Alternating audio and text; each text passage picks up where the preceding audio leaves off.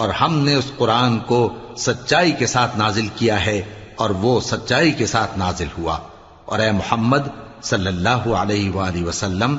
ہم نے تم کو صرف خوشخبری دینے والا اور ڈر سنانے والا بنا کر بھیجا ہے، اور ہم نے قرآن کو تھوڑا تھوڑا کر کے نازل کیا ہے تاکہ تم لوگوں کو ٹھہر ٹھہر کر پڑھ کر سناؤ، اور ہم نے اس کو آہستہ آہستہ اتارا ہے۔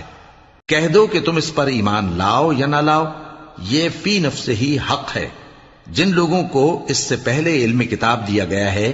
جب وہ ان کو پڑھ کر سنایا جاتا ہے تو وہ ٹھوڑیوں کے بل سجدے میں گر پڑتے ہیں